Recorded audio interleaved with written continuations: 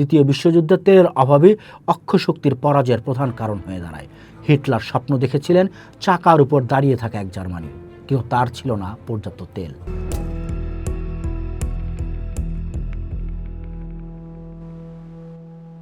ইতিহাসের পাতায় রক্ত আর তেলের রং প্রায় এক হয়ে মিশে গেছে।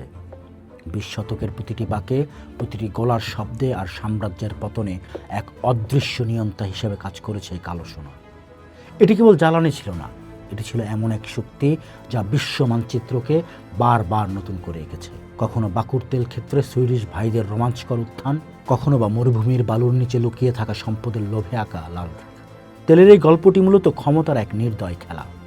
ড্যানিয়েল ইয়ারগিনের the prize, the epic quest for oil, money and power আধুনিক তেলের ইতিহাস নিয়ে সবচেয়ে প্রভাবশালী বইটির একটি। এই গল্পের মূল সূত্র এই বই, আর সেই বই থেকে প্রথম আলোতে শওকত হোসেনের লেখা তেলের গল্প 2।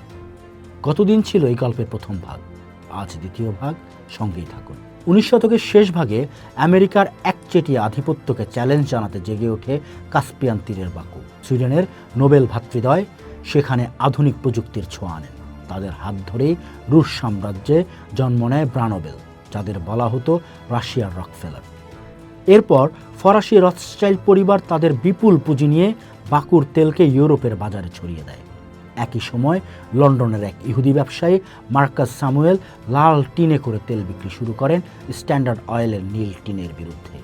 তিনি সুয়েজ খাল দিয়ে বিশাল ট্যাঙ্কার চালানোর অনুমতি আদায় করে বিশ্ব বাণিজ্যে বিপ্লব ঘটান। তার প্রতিষ্ঠিত শেল এবং সুমাত্রার জঙ্গলে লড়াই করে টিকে থাকা রয়্যাল ডাচ 1907 সালে একীভূত হয়ে জন্ম দেয় আজকের বিখ্যাত রয়্যাল ডাচ শেল। প্রথম বিশ্বযুদ্ধ ছিল যান্ত্রিক যুদ্ধের সূচনা লগ্ন।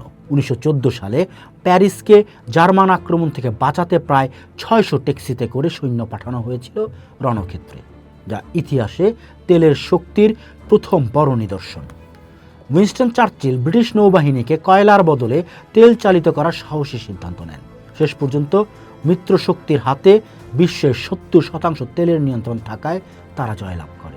সে সময় ব্রিটিশ লর্ড কার্জন বলেছিলেন, মিত্রবাহিনী তেলের ঢেউয়ে চড়ে বিজয়ের দিকে ভেসে গেছে।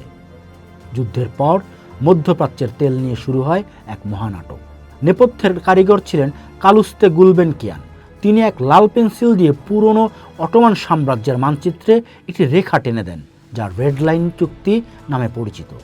ইরান ও কুয়েত বাদে মধ্যপ্রাচ্যের তেল বন্টন এই চুক্তির আওতায় চলে আসে। গুলবেনকিয়ান নিজের জন্য 5% লভ্যাংশ রেখে বিশ্বজুড়ে পরিচিতি পান মিস্টার 5% নামে। 1920-এর শেষে আমেরিকায় তেলের জোয়ারে দাম পড়ে যায়।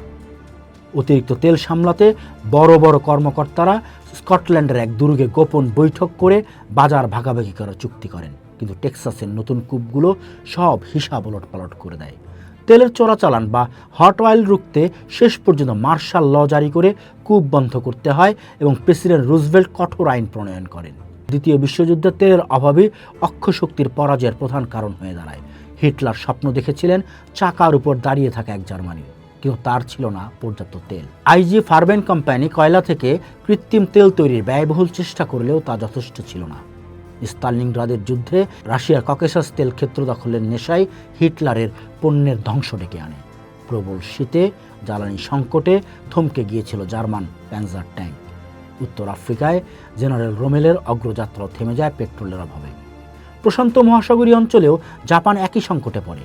আমেরিকা যখন জাপানের তেল সরবরাহ বন্ধ করে দেয়, তখন তারা মরিয়া হয়ে পার্ল হারবার আক্রমণ করে।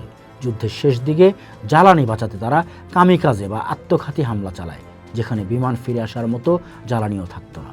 প্রকৃতির নির্মম পরিহাসে তেলের এই গল্পের শেষটা ছিল অত্যন্ত নাটকীয়। যুদ্ধের শেষে জাপানি প্রধানমন্ত্রী হিদেকি তোজো যখন আত্মহত্যার চেষ্টা করেন, তেলের অভাবে সময় মতো অ্যাম্বুলেন্স না পৌঁছানোয় তার চিকিৎসা বিলম্বিত হয়। অন্যদিকে ফুহবার বাংকারে আত্মঘাতী অ্যাডলফ হিটলারের দেহটি তারই নির্দেশে পেট্রোল ঢেলে পুড়িয়ে দেওয়া হয়েছিল, যাতে শত্রুরা তার অস্তিত্ব খুঁজে না পায়। তেলের এই ইতিহাস প্রমাণ করে যে সম্পদ পৃথিবীকে সচল করে, সেই সম্পদই আবার ধ্বংসের কারণ হয়ে দাঁড়ায়। 1945 সালের পর তেলের এই লড়াই ককেসাস বা টেক্সাস ছেড়ে পুরোপুরি মোড় নেয় মধ্যপ্রাচ্যের বালুরাশির দিকে, যার প্রভাব আজও আমরা বিশ্ব রাজনীতিতে দেখতে পাই।